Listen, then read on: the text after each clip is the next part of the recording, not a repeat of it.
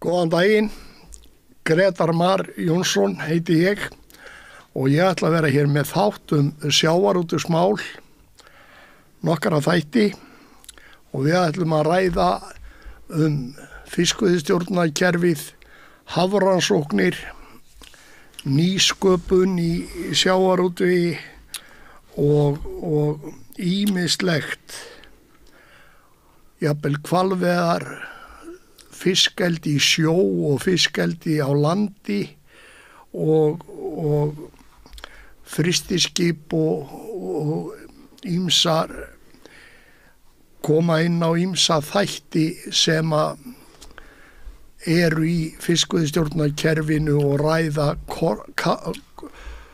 galla og kosti við kerfið sem eru nú kannski gallarnir fleiri heldur en kostirnir.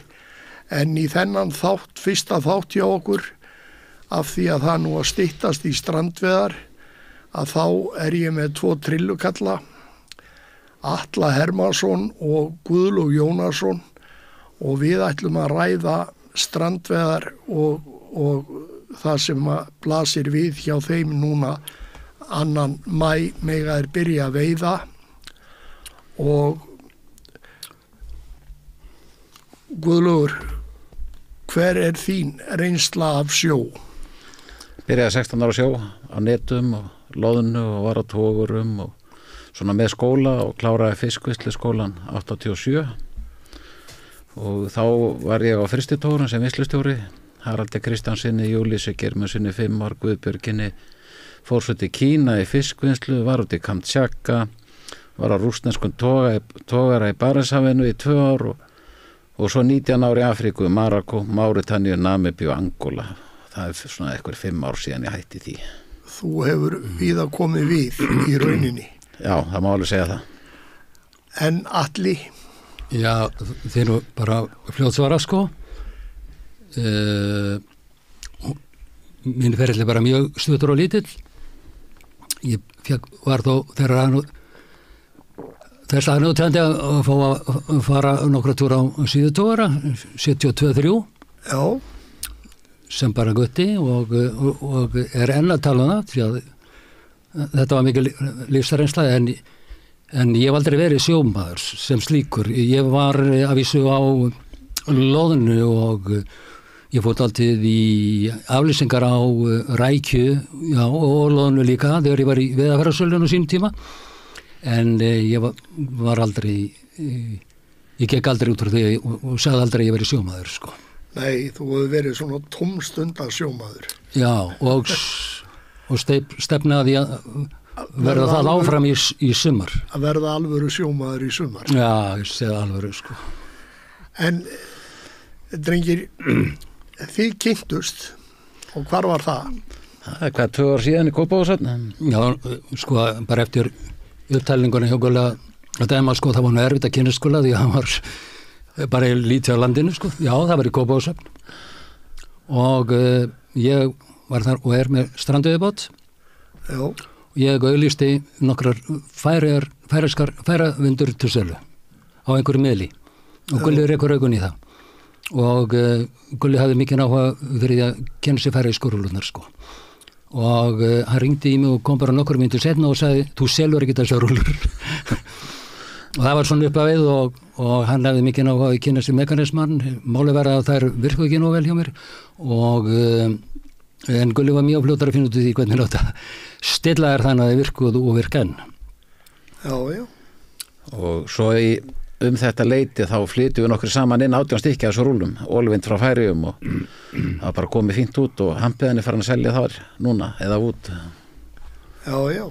En hvernig eru þær dýrari eða ódýrari? Það eru mun ódýrari. Heldur en íslensku framleitu rúllurnar. DNG rúllur. Já. Samherja rúllurnar. Já, þetta eru svona Færeyja rúllurnar, sko. Já, það var það þegar Gulli kom þá var eitt af það fyrsta sem hann sagði, sko, þegar ég var að furða mig á því að hverja vildi þessar rúllur sem að virkuði ekki hjá mér, ég vil ekki Samherja rúllur. og ég tengdi það nú bara vera hans nýr innan með því. Já.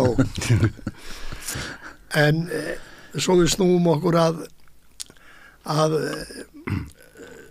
strandveiðunum sem að hefjast. Nú búið að gefa út reglugerð, það ekki?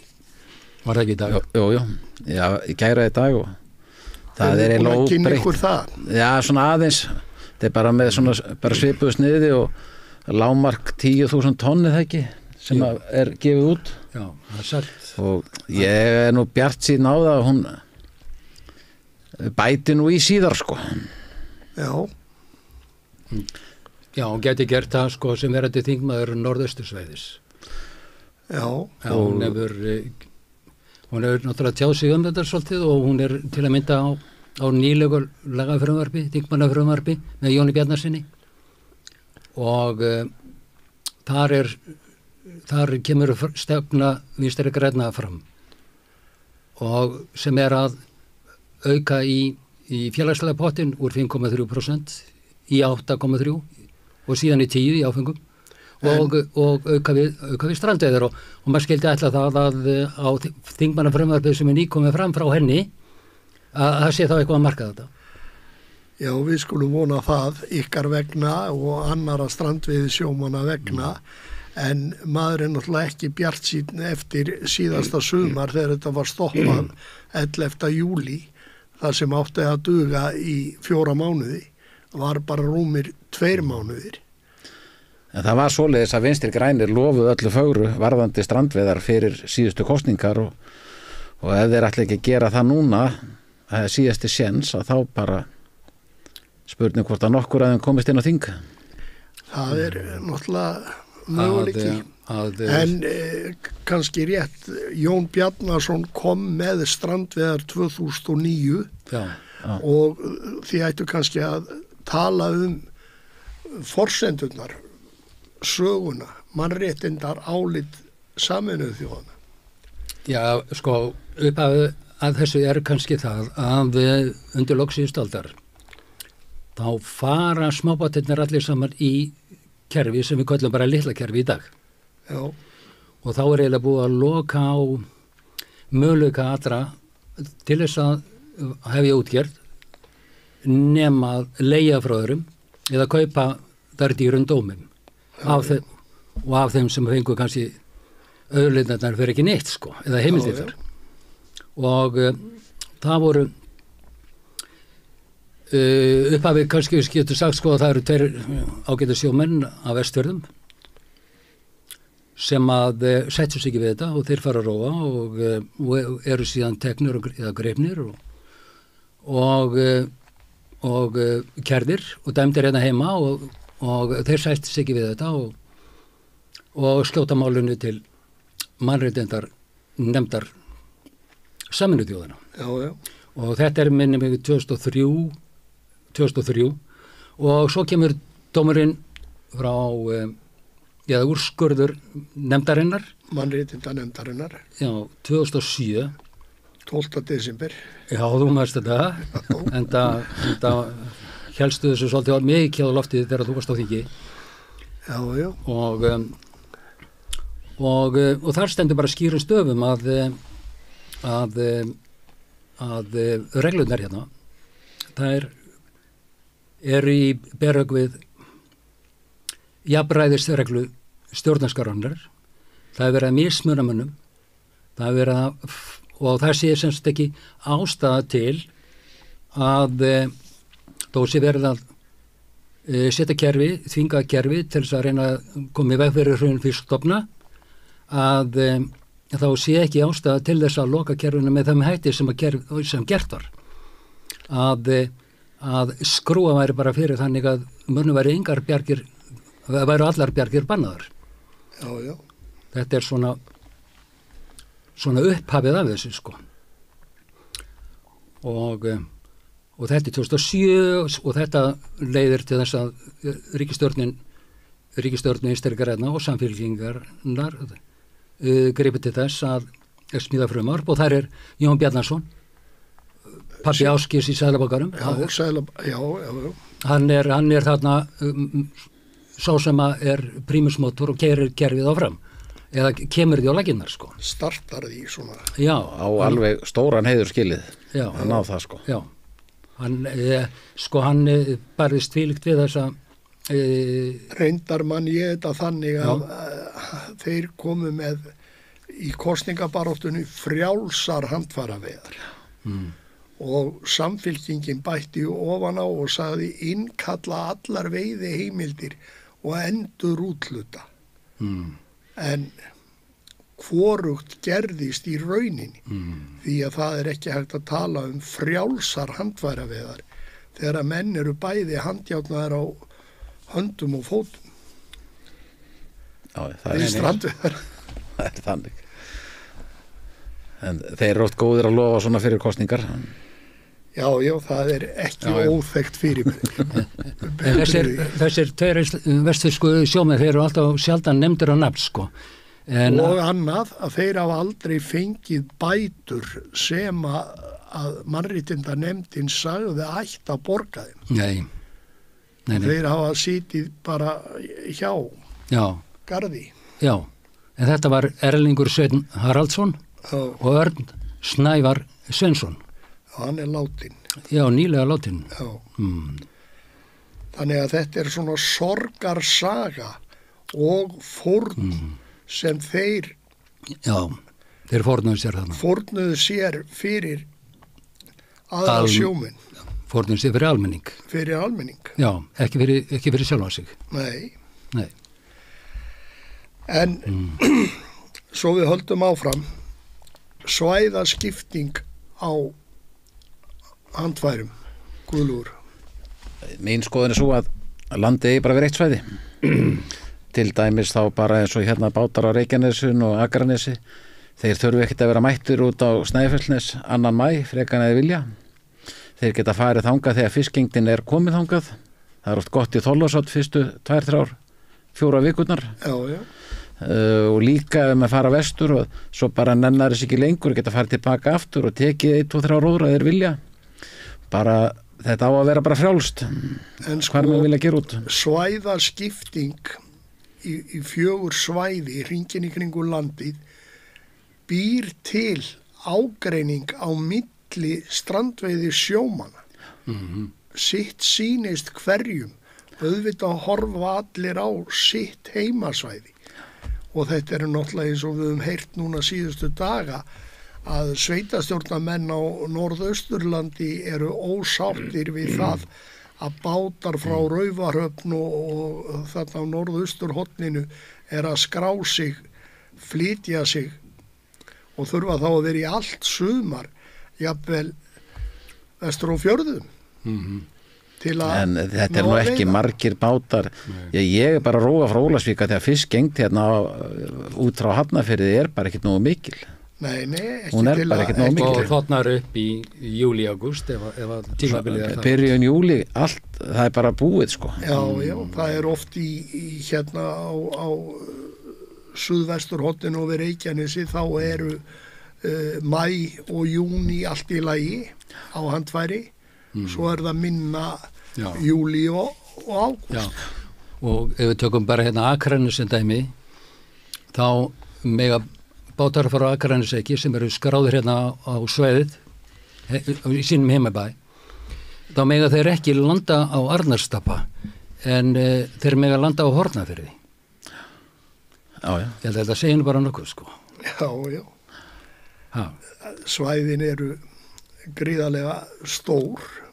Já, og sjáðu, það er ekki lengi farið fyrir þá á Arnarstapa frá Akranesi. Nei. Það heldur lengra fyrir að fara til Hornafjarðar. Já, en það er þetta er svona ýmislegt og þá væri það vissulega betra að þetta væri bara eitt svæði. Já. Og menn hefðu bara frjálsar hendur hvar þeir lönduðu og væri ekki bundnir af heima höfn eða úr höfn í höfn á sömu höfninni.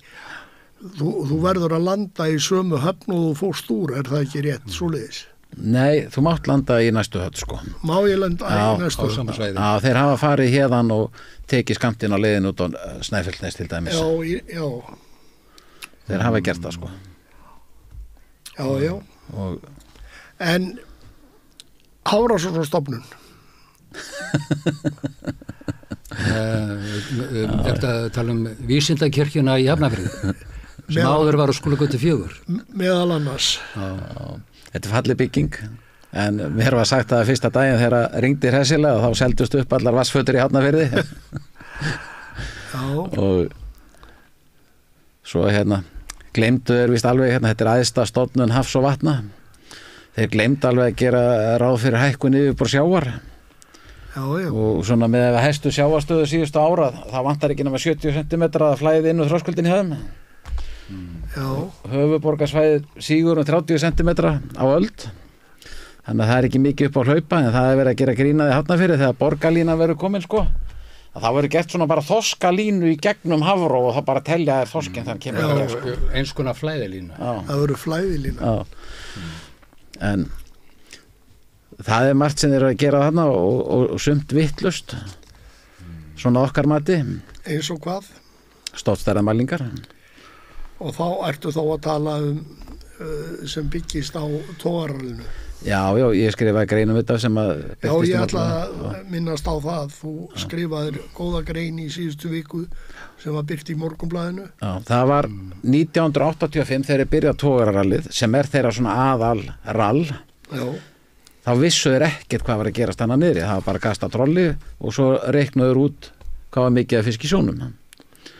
Og hafa búið til ákveðna vísitölu út frá því sem er allt í lagi. En 1989 var gerð rannsókn í Noregi, sett saltpoka undir trollið og þá kom í ljós að 3% af einsásfiski fór í pokan, hitt fór undir. Það skilaði sér ekki inn í pokan hefðum. 2 ára fiskur sem er bara svona 20-30 cm stór, 35% fór í pokan og 65% undir. 3 ára fiskur, 50% fór inn og 50% fór undir. Þeir vissu ekkert af þessu þegar voru að byrja togararall 1985, þeir höfðu ekki hugmynd hvað var að fara mikið undir. Og samt reikna þeir upp með skekki upp á 10 tonn hvað er mikið af þorski í sjónum. Já. Önnur rannsókn og svo síðasta rannsóknin hjá þeim sem alveg toppaði þetta 22 í Árna Friðriks að 56% af þorskinu fór undir hoppurana.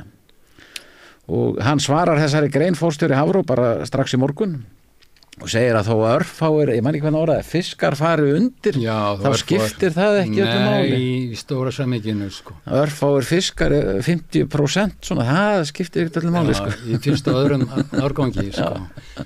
Og það er kannski hægt að hengja þetta saman við, sko, að það er alltaf verið að bíða eftir svo kalluðu nýliðum og Hafró er búin að vera að bíða eftir nýliðin í 40 ár. Góðri nýliðin þar að segja, sterkri nýliðin sem eru 30 ára fiskur eða svo. Og ef allt þetta magn er að drepast eins og 2 ára við smugundur og rockopera út vangi, þá getur það skýrt einhvern mun, en ég veit ekki hvað er hugsað þarna, sko.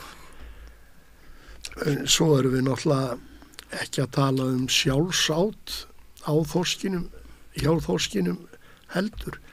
Þorskur, maður er búin að sjá margar myndir í vetur sem sjómenn hafa verið að senda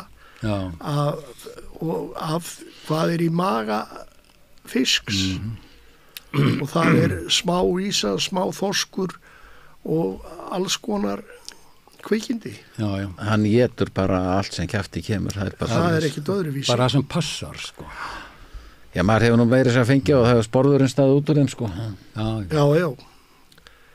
Ég var fiskifræðingur sem sagði það að 10 cm seiði gæti étið 0,7 cm seiði.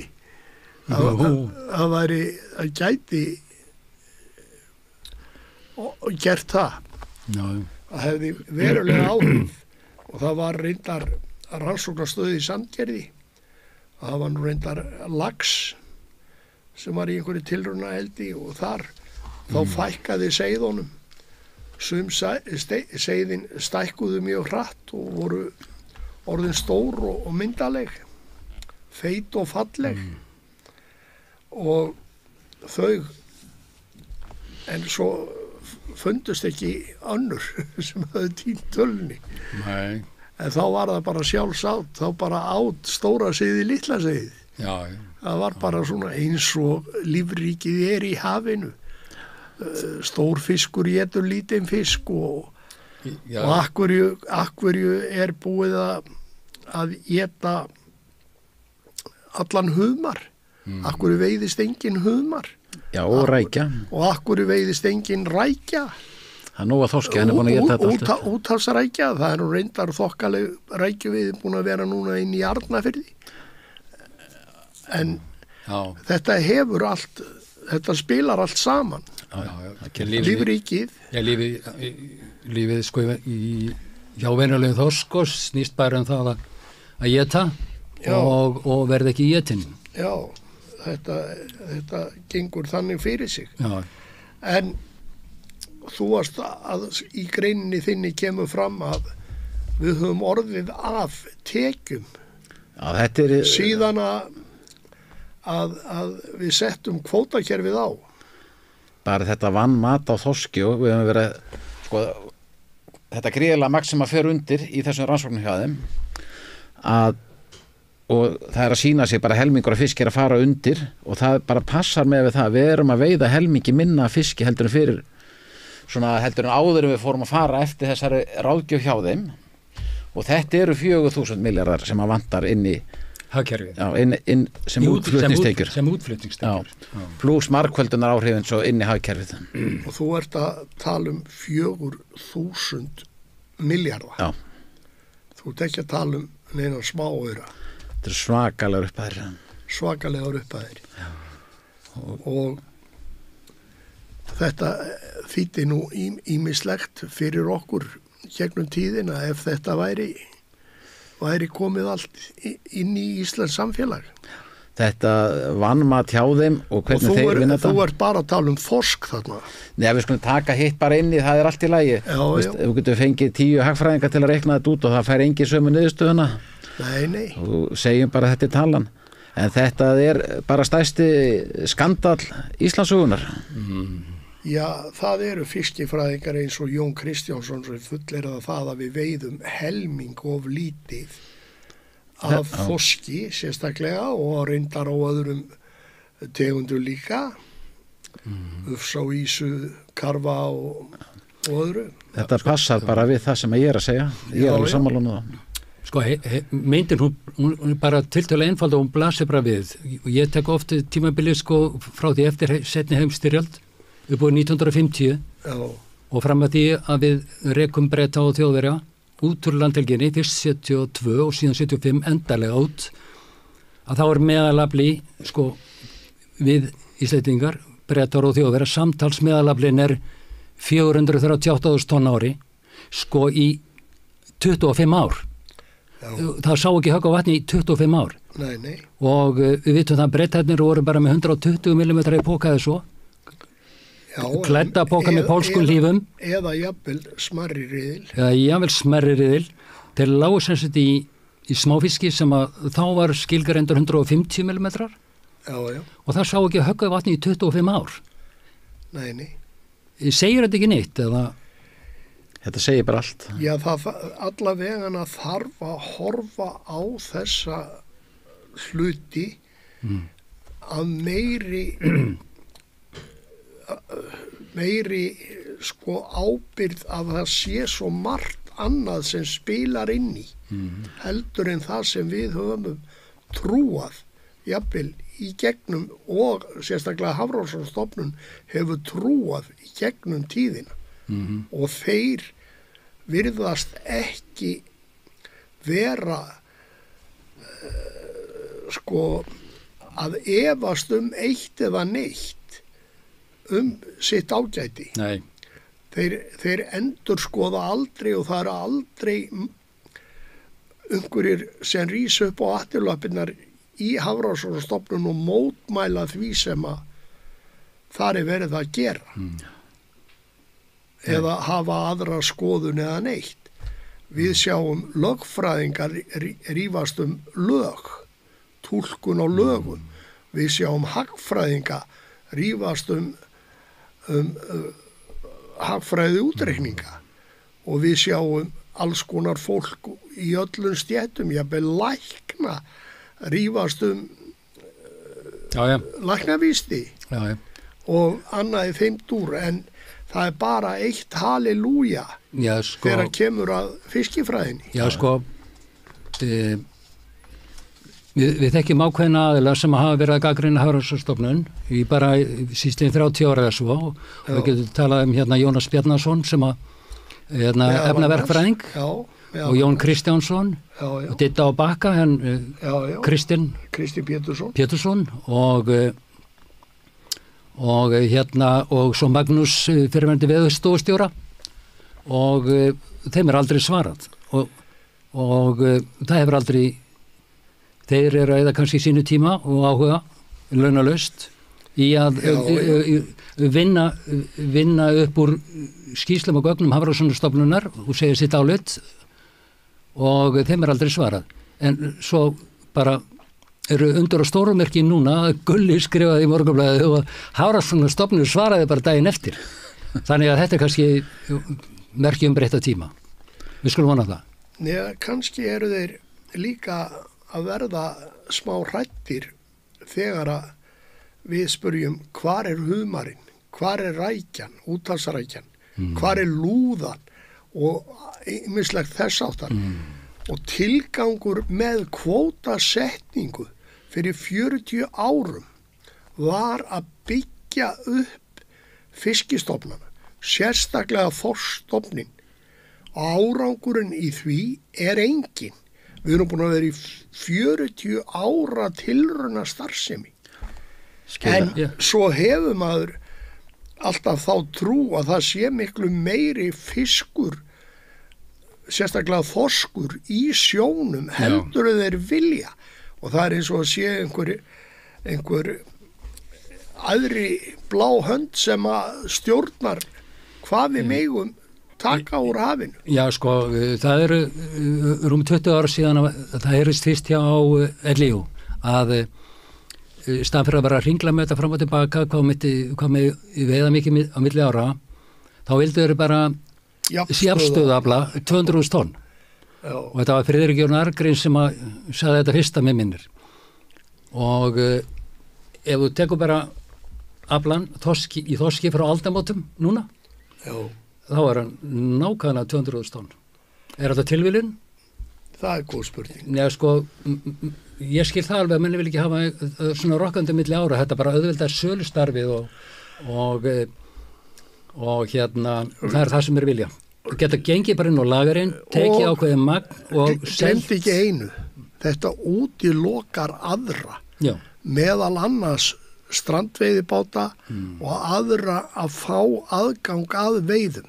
Ef það væri hér verið að veiða 300.000 tonn eða meira, eða jafnvel 400.000 tonn, þá væri jafnvel verkefni fyrir allt árið kring að veiða.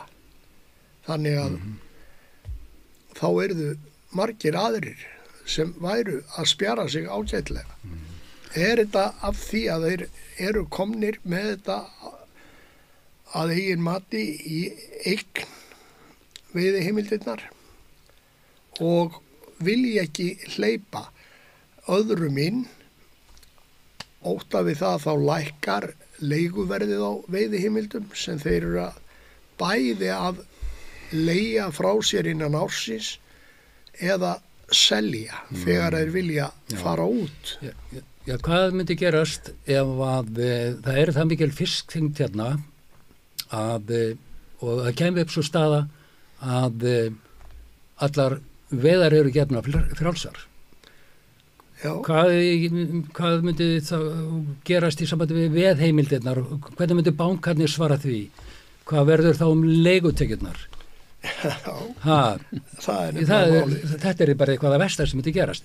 Og þá líka þurfti sölukerfið að fara að taka við þér, sko. En núna eru ekki svo mikið að selja, þetta er aðalega bara afgreiða upp í gerða samninga fyrirfram ákveðna samninga.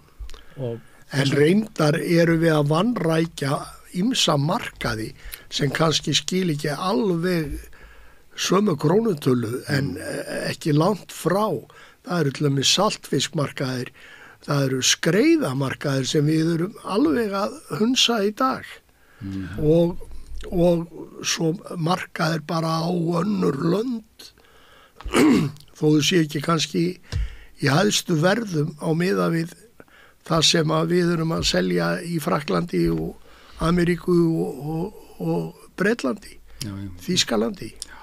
En maður þekkir þetta ekki nú vel, sko, en við vitum það bara að íslenska kvótakerfið er ekki nema rúmlega 1% af heimsaflanum, sko.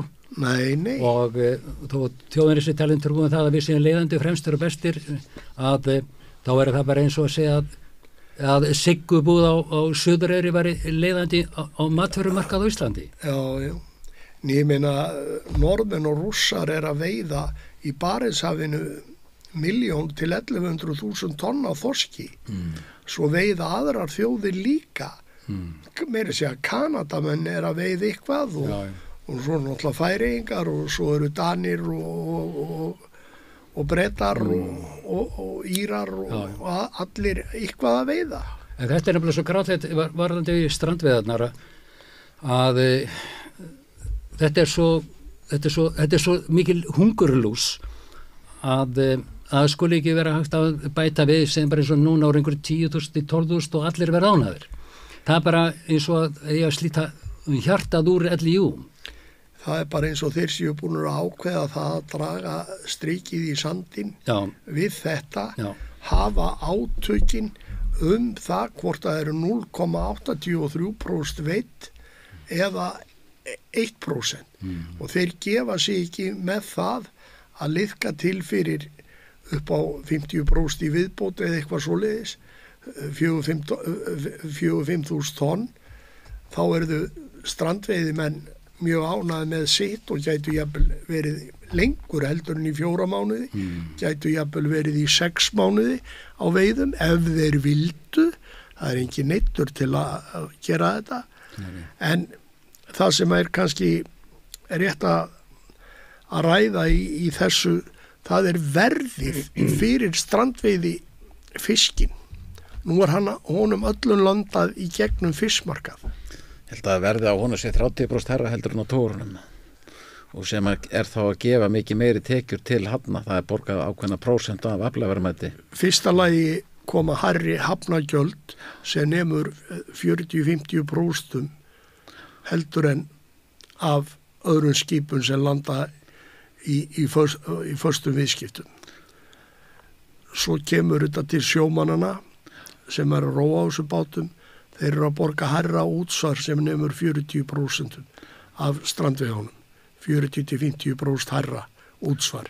Svo kemur tekjuskattur til ríkisins upp á 40-50% hærri líka af hverjum sjómanni sem er að landa á fiskmarkað og útflutningsverðmætið er hærra fyrir hjá þeim fiskvinnslum sem er að vinna þennan fisk. Verðið í búð út í Englandi, Kjartan Sveinsson var formaður strandveiðifélagsins var að segja mér það að það væri krókafiskur, línufiskur, veitur og krók væri töluvert hærri heldur en togarafiskur í búðum í Bretlandi. Hann býr þar hálft árið eða meira. Þannig að svo er stóra atriðið eftir ef að verðlagningin færi gegnum fiskmarkað hjá stórútgerðunum þá er veiðigjaldið 40% hærra heldur en það er í dag því afkoma útgerðarinnar myndi lagast eitthvað sem nemur. Já, þeirra maður kann áhuga fyrir því að útgerðar hlutinn skilur meiri hagnaði. Nei, auðlindaskatturinn borgar hagnaði skipsins. Já, hann miðast við afkomu útgerðarinnar. Já, ekki vinslunar. Ekki fyrirtækisins í heild sinni. Þannig að þetta er skondin staða. En við skulum ekki hafa mikla ráðgjör á þeim. Þeir spjara sökullega. Þeir munu örugglega gera það. Þeir skrimta. En þú Gulli, ert að tala Hafró. Þú hefur meira að segja frá Hafró. Þeir eru nú að rannsaka eitthvað í Hafnarfjarðarhöfn meðal annars. Já, það var, höfnin var full af smásíld og það var hvalur að samla hann en þeir þurftu nú svona lögðu ekki silunganett? Jú, þeir þurftu að kanna hvað hann var að éta eða borða og lögðu þarna silunganett og þeir eru held ég bara þeir fyrstu sem að fá hval í silunganett sko. Og hann synti bara með netið í burtu og það hefur ekki sést net eða hvalurinn síðan en þeir voru nú ekkert að segja frá því í blöðunum sko. En þeir voru eitthvað búin að segja frá því fjölmiðlum svona fyrstu lögninni með silunganettinu að þeir hefðu fundið hérna lýs og smásíld og smáufsa og svona háflegir í þessu en svo sögðu þeir ekkert meira hvað þeir gerst sko. Og tjekka á því hvað hann verið að elda inn í höfninu. En Alli, þú hefur tekið saman og varst á fundi í Kópavogi daginn. Þar varst að fara, eða í haust, þar varst að tala skýrslu farganið sem búið að gera á vegum sjávarútvegsráðuneytisins í gegnum tíðina og þú ert að tala dálítið langa sögu í því. Já, ég byrjaði á að nefna að sko 1974-5 kemur svo kallar svartaskýrsla, svona fyrri svartaskýrsla Hafrannsóknastofnunar. Já. Hún lendir hérna mitt á milli þegar við erum búin að reka þjóðvegur og bretta út úr landhelginni og þrátt fyrir að við erum búin að reka yfir 100 togara út fyrir 200 miljónar og stendir samtí sko hraun þorskstofnsins að mati Hafrannsóknastofnunar. Og þetta svona fyrsta skýrslan sko og allt í leið með það en þetta upphafið af skrafdakerfinu sem var tekið upp 77 og var til 83 og þá tökum við upp kvótakerfið í ársbyrjun 84 og jáfnframt tökum við líka upp sóknardagakerfi og þessi kerfi voru rekin samhliða allt til 1990. Já. Eins og við vitum og 91 tók að nýtt datt sóknarkerfið út. Já, og samanleiti stóra breytingi þegar að óheft framsali tekið upp. Já. Og við veitum hvernig það hefur leikið byggðirnar sko. Já. Og á sama tíma sko með sko framsalinu þá verður til í bókaldi allar fyrirtækja sko þar sem kallaður í dag óefnislegar eignir. Já. Og það eru við heimildirnar og þá gotum menn fara að veðsetja þetta og Landsbankinn hefur bara leikið aðalhlutverk síðan í allri sameiningunni sem hefur orðið allar gotum frá 1990 en sko svo gerist það 91 til 3 eða svo þegar 10 höfðanefndin var sett á laginnar og það var að tíma Davíðs og Jóns Baldvins og Þorsteinn var sjávarútvegsráðherra og það er strax verið að tala smábáta, fyrirkomulega smábáta og en svo eins og ára 98 til 2000 þá snýst umræðan og voðalega miklu reitu svo kallar Valdimars og Vatnaræðadóm. Já. Og það eru dómar Hæstaréttar sem eru sitt og hvað sko, sem uppefað því að strákanir leita til mannréttindanefndarinnar sko. En svo kemur enn eins skýrsla 98 til 2000 sko en í tíð Þorsteins Pálssonar þarna sem sjávarútvegsráðherra þá er nefnd sett á laginnar sem kennt við Jóhannes Nordal og út af því kemur 192 síðan að skýrsla sko og ári síðar 99 önnur nefnd sett á laginnar og hún kennt við Friðrik Már Pálsson hagfræðing sem að skrifaði 90 síðan skýrslu og þannig koma fyrst orðið eins og krókaflamark sóknadagar með línu og það var brottkast nefnt sögunar fyrsta skipti ásamt byggðakvóta.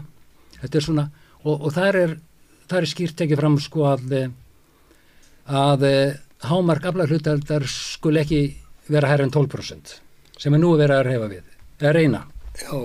Og svo kom, ég veit ekki hversu djúpt ég á að fara í þetta, en svo á sama tíma þjóðstefnu með aðra 90 skýrslu. Jú, en þetta bara svo gott að vekja athygli á þessu allir út frá því að segja þessa sögu. Já. Það svo mikið á fólki í landinu sem þekkir ekki þessa sögu, veit ekki hvað þetta snýst. Nei. Og ekki að skilja að hagsmunaöflin sem vilja hafa kerfið eins og það berjast fyrir því að vera með þetta óbreytt. Já. Þó að árangurinn af 40 ára tilraunastarfsemi við að byggja upp þorskstofninn hefur ekki gengið upp. Byggðalögin hringinn í kringum landið eru mörg hver illa farin og standa á algjörum brauðfótum og eini aðilinn sem hefur farið vel út úr þessu og sér ekki fyrir endan á, það eru handhafar veiðiheimildana og þeir vita eiga orðið allt í íslensku samfélagi og eru með stór útgerð á áróðursmönnum til að halda þessu óbreyttu eins og það Já, það gerist alltaf samtidig sem ég að segja við stjórnarskipti að þá alltaf blásið til orustu en nú ég að fara að gera eitthvað. Já, og þá eru settar einhverjar nefndir á stað og ég til dæmis þarna í upptilningunni komin að ríkisstjórn Sjálfstæðis og Framsóknar sem tók við 2003 og þá Árni Mats sjávarútvegsráðherra og hann byrjar á því að skipa nefnd sem að kölluð líffræðileg fiskveiðistjórn og það var bara margt ágætis fólk og heljarinnar starf og flott vinna sem þar fór fram, ekkert út að það setja en það var bara ekkert gert með þá skýrslu frekar en aðrar og sama tíma þá skrifar hann Tumi Tómasson fiskifræðingur sem skólastjóri sjávarútvegsháskóla Sameinuðu þjóðanna hann gerir heljarinnar flotta skýrslu og hvað hefur gert við hana og ég komin á árið 2007 og þá kemur álit mannréttindanefndar Sameinuðu þjóðanna og þá hreyfir hún aldrei við þessu og þá komið að þeirri ríkisstjórn sem þá var að bregðast við álitinu og við vorum nú að tala um það áðan hvernig brugðist var því en allir róanir ennþá og svo getum við haldið bara 2011 þá kemur einn svo getur sáttanemnd Guðbjörns Hannessonar og það 90 síðan skýrsla og síðan kemur að því að Þorgerður Katrín verður sjávarútvegsráðherra tíma og það 2017 og þar í forsvari Þorsteinn Pálsson og það var greiðaleg vinna lögð þar í og það einhver skýrsla sem verið búið einhverja 224 síður eða svo og hver var í nefndinni sem við þekkjum? Jú, Svandís Svavarsdóttir en þrátt fyrir það hún verið að ein af þeim sem var á bakvið þessar 224 síðar þá dugði það ekki til þegar hún tók við og blésti þess og eftir hennar liggur 464 blaðsina skýrsla sem ekkert verið gert við vegna þess að hún hlaupin frekar en aðrar skýrslur frekar en aðrar skýrslur Hvað þetta margar skýrslur? Þetta eru 9 endurskoðanar skýrslur sem hafa verið gerðar svona djúpar skýrslur fyrir utan alveg fjöldan allan af alls konar álitum og kostnaðurinn við þessar skýrslur í gegnum tíðina hleypur á sennilega milljörðum og þegar allt tínt til og ekkert gert við þetta allavega 1-2 miljardar en strákar við erum að tala um þessar skýrslur en ég vil að þið segja mig frá olíueyðslunni á smábátum dagróðrabátum eins og þið eru á Það bara við brennum olíu þegar við siglum á á veiðisvæðið. Já. Það bara misjætt á milli báta. Jú, hvernig það og hversu langt að fara og svoleiðis en þegar við erum komnir á veiðislóð og þá bara slökkt á vél og það eru bara vindar og hafstraumar sem að færa bátinn yfir veiðisvæðið meðan við erum að veiða og rafmagnsnotkun á rúllum alveg sára lítil. Já, en þú ert aldrei með aðalvél í gangi. Nei, ekki á veiðum. Ekki á veiðum. Það eru einhverjir kannski með það sko, sem að þú ekki að drepa á ótt að við að koma bátnum ekki í gangi aftur. Já, ef það er eitthvað, það er ekki margir. Nei, ég var bara að nefna þetta svona, þetta ekki að hleyja einhverju sko. Svo var nú eitthvað verið að tala að fara að rafvæða þessa báta og átt að umbúna mönnum. Þú ert ekkert að rafvæða fyrir einhverja 20 miljóna fyrir 29 róður á ári sko. Nei. 330 daga við bryggju. Já, og svo þetta líka, ég reiknað út ef ég ætlaði að rafvæða bátinn hjá mér þá þyrfti ég batteri svona upp á 6-7 tonn og þá þyrfti ég bara að fá hann skráðan sem kafbát sko. En það á nú örugglega eftir að breytast tæknin hvað þetta varðar, letari batteri og annað þess áttar. Já, gefum okkar það að Gulli fer að sjó, hann 10 tíma. Hann er klukkutíma út, hann 8 tíma veðum, það döytt á vélinni 8 tíma. Og svo hann klukkutíma land. Á hann að fara fjárfesta fyrir 20 miljónir fyrir þessa 2 tíma. Nei, í rauninni ætti hann ekki að gera það fyrir en síðastur í útgerð á Íslandi. Já. Það væri frekar að þeir myndu breyta tórunum og koma þeim yfir á eitthvað eldsneyti sem að væri þess vegna framleitt með rafmagni.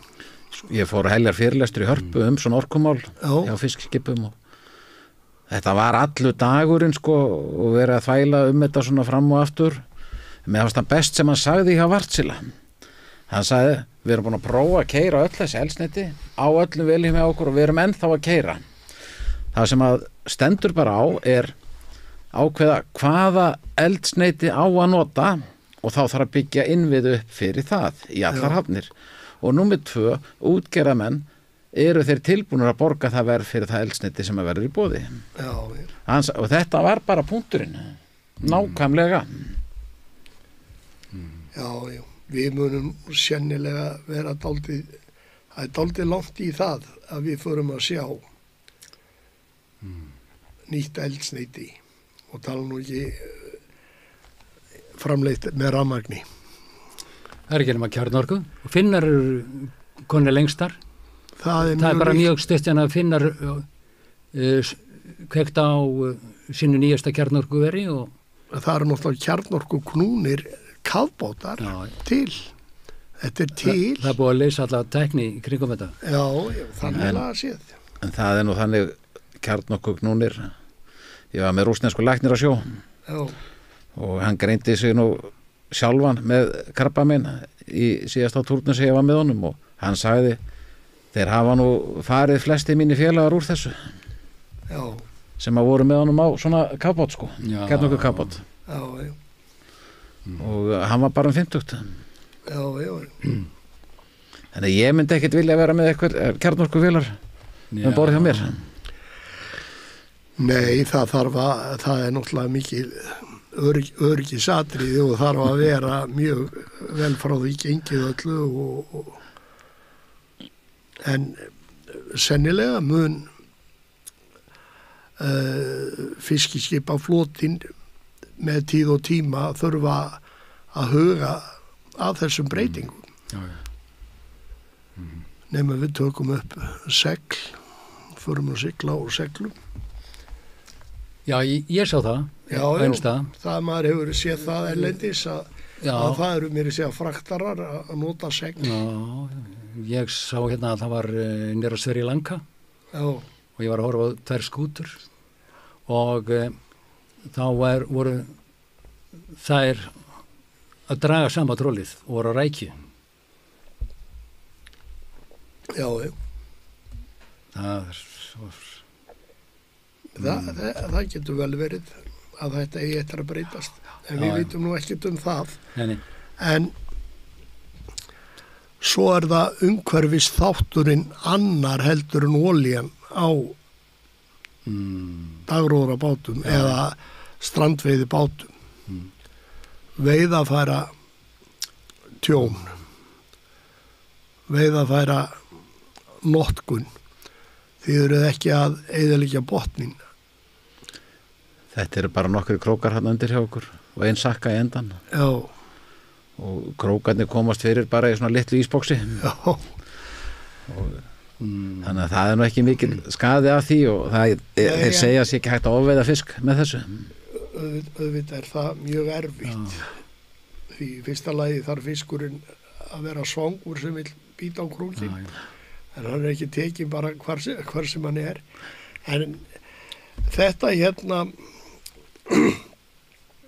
þú ert að tala rockopera og bobbingalengjur og á þessu stóru togurum eru þetta nú ekki orðin einn smá þyngsli á þessu dóti sem að bæði hlerum og bobbingalengjum eða rockoperum.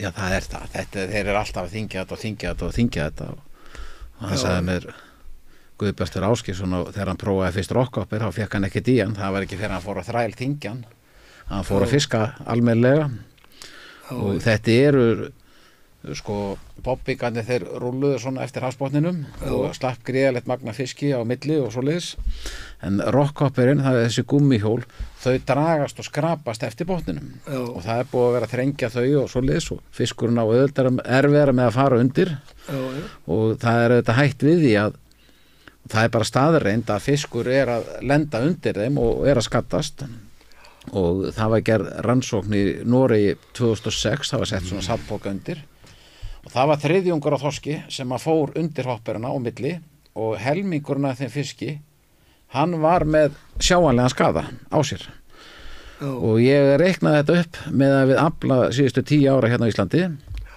og það var veitt þá bara út frá afli botnvörpu meðalþyngd og þá fjöldi einstaklinga það var veitt 350 miljón þorska 172 miljónir þorska fóru þá undir hopperana varlega áætlað og má gera ráð fyrir því að helmingurinn af þeim hafi verið með sjáanlegan skaða og þetta er fyrir utan fisk sem er að fara í gegnum Moskva á toginu, í trollinu sem að við vitum ekkert alveg hvað verður sá fiskur sem að sleppur og smærri fiskur út Moskva. Já, þetta og það er dálítið sorglegt að Hafrannsóknastofnanir í Noregi sé að rannsaka þessa hluti og tala staðreyndir í þeirra rannsóknum en við skellum okkar Hafrannsóknastofnun skellir skolleirum við þessum hlutum og gerir ekkert með það því auðvitað ætti ef allt væri eðlilegt að stuðla því að menn myndu veiða meira af þessum fiski með krókum, línu eða handfærum heldur við erum að gera. Mér er sagt það í Noregi ekki bara út af umhverfinu heldur verðinu líka. Gjör svo vel, Gulli. Mér er sagt í Noregi að þar er mikið meira skoðað þessu umhverfis áhrif og menn er að hallast á það að minnka tógveiðar, botnrólsveiðar og fara meira í umhverfisvænaveiðar og það er mikið meira umræða þar sem er ekki hér, það er bara mikið meira þöggun hérna. Það má enginn segja neitt hérna og ef einhver togaraskipstjóri benti á það að það væri nú kannski bara sniður að vera með fótaripestról frekar heldur en bobbingalengju eða bobbinga undir trollinu hann er bara reikin og morgun eitthvað þess áttar en ef þú komið með fótaripestról þá ert að fá mikið meira smærri fiskinum upp í trollið og þá þarf hann að reyna að sleppa út í gegnum Moskvana það er spurning hvernig súleið kemur út líka fyrir þann fisk og líka þessi fiskur sem er að fara undir hoppera og í gegnum Moskva hann er mikið auðveldari til afráns af öðrum fiskum á eftir. Jú, vankaður og eitthvað slappur og þess áttar en svo náttúrulega erum við búnir að eyðileggja allt sem hét kóralblettir á Íslandi með bobbingalengjum og rockhoppurum. Sagði mér einn fyrir tóra skipstjóri, hann næstu búin að sökkva skipinu hjá sér, það var fullt trollið af kóral. Já. Hann þurfti að keyra í það og koma því út aftur bara svo hann færi ekki niður.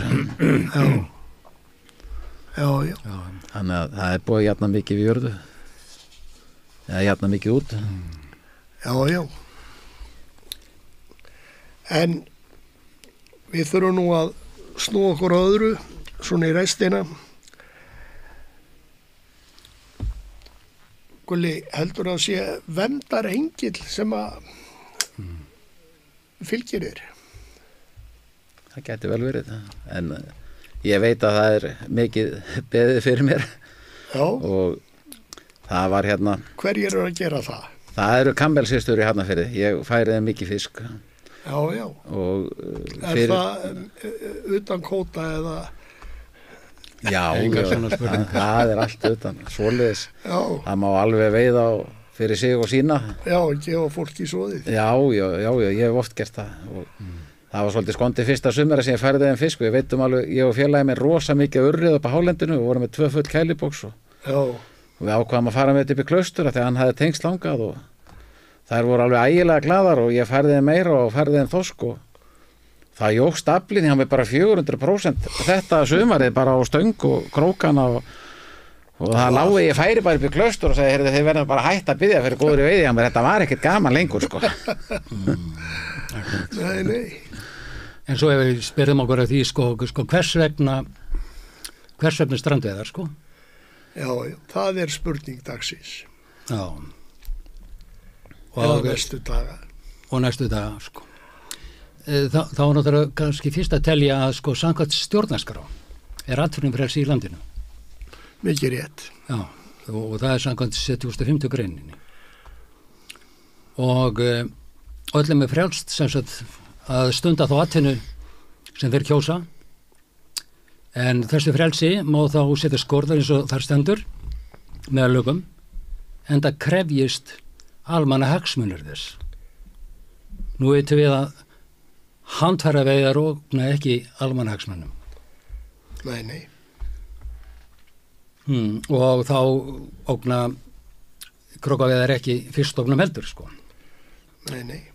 Sko krókakerfið eða kvótakerfið segi eða aflamarkskerfið eins og það er líka kallað var meðal annars sett til þess að vernda fyrstókna fyrir ofveiði. Já. Og á því einungis að gilda þau veiðarfæri sem talin eru geta ofveitt. Já. Eða gengið á nærri þeim. Já. Og svo nefna sko að þetta er stórt byggðamál.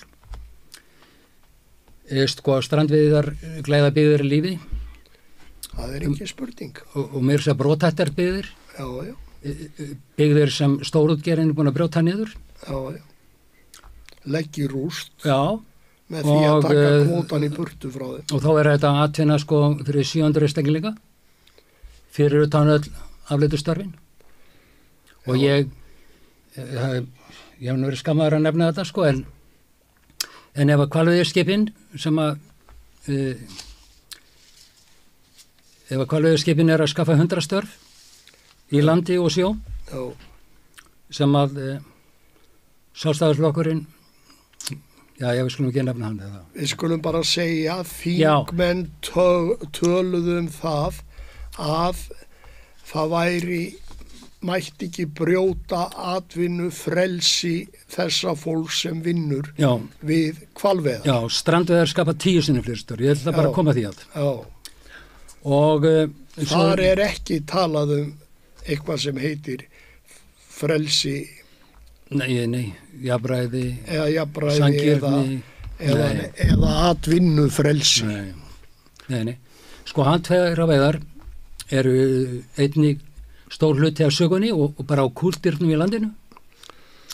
Við sjáum líka farðamanninn, flekkjast niður á bryggjum Það er rosa gaman að sjá bara annan mæ, bara lífið á öllum höfnu landsins, bara alveg út allstaðar sko. Ferðavargurinn að skoða Mörlandan í sínu réttu umhverfi?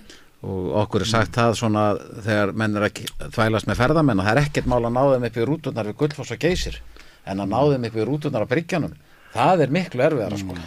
Ég get vel trúa því, það bara hefur verið í gegnum tíðina mjög mikið spennandi að fylgjast með löndunum bara þegar að vera að hella á milli kara.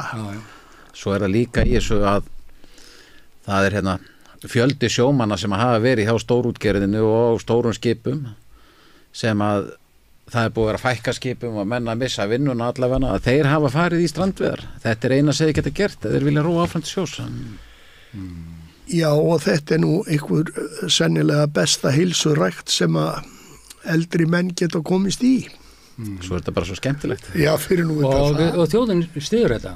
Sko, í skýrslunni sem við nefndum áðan, auðlindun okkar, þegar hún var unnin, þá var gerð skoðanakönnun meðal almennings og þar kemur skýrustöðum fram að 72,3% kjósenda vilja gera strandveiðum enn herra undir höfði. Þetta er 73%. Og sko almenningur veit líka sko að ferskur krókafiskur er best á að vera með þessar hófnið eins og frjálsir fiskmarkaðir geta staðfest. Já. Og já, eins og Gulli verið að benda á þann sko og fleiri og þú líka að hann fara að veiða hófnið ekki fiskstofnum og því ber að gefa þær frjálsar. Sko þetta með öðrum orðum umhverfis vænasti veiðskapurinn sem þekkist sko. Já.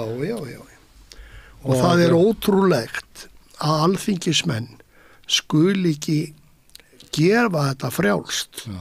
Það væri akkur fyrir þjóðfélagið á öllu leyti minnst olíueyðsla per kíló, hæðstu fiskverðin fyrir afurðirnar og fyrir fiskin upp úr sjó.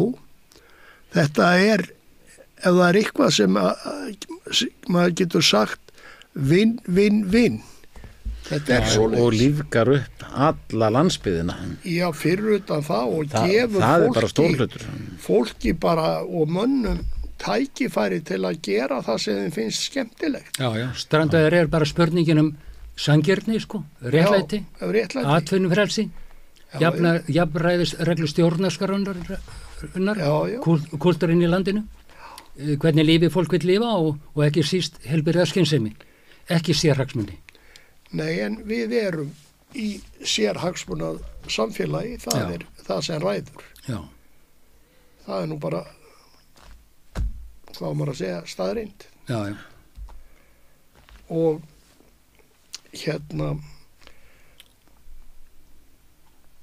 þannig að við erum komnir að lokum í dag með þennan þátt. Ég ætla að spyrja ykkur að einnig spurningu í lokin. Getið þið útvegað þorskhausa? Já, hvað mennur þá til þess að störta á dyrnar fyrir framar Alþingishúsið? Nei, ég bara ekkert meir. Ég vil bara vita hvort það sé hægt að fángsta þorskhausa. Já. Það er hægt að útvega það. Já, ég setti nokkra fyrir utan Alþingishúsið þarna þegar strandveiðunum lauk í fyrra og það er búin að bíða sekt hjá mér í heimabankanum upp á 10.000 kall í marga mánuði sem ég hef ekki borgað og lögreglan var vist að leita mér út á Snæfellsnes daginn út af þessu og ég bara hafnaði þessu. Ég var nú ekki á staðnum.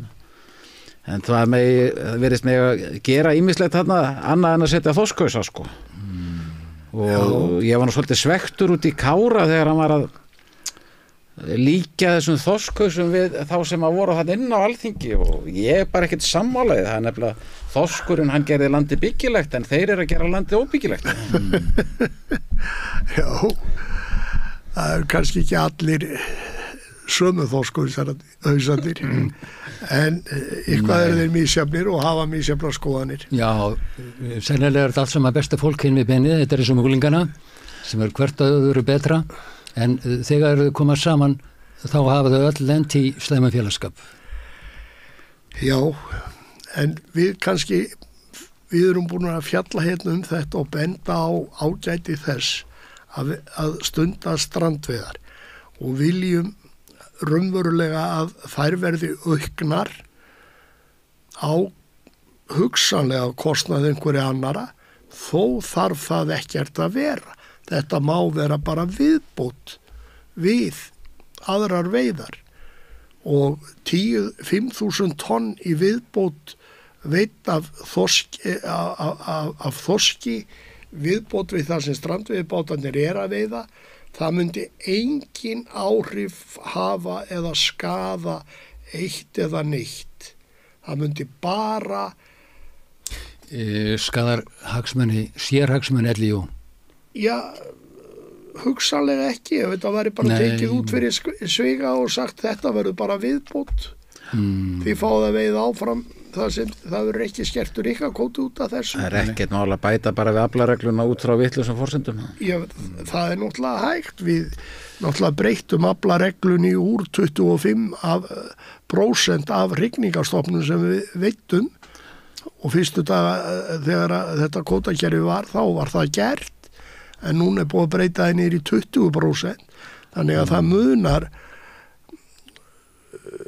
5% í heildina sem að má taka núna af hrygningarstofnum. Það er bara tekið 20% núna, en á árum áður þá var það 25%. Þannig að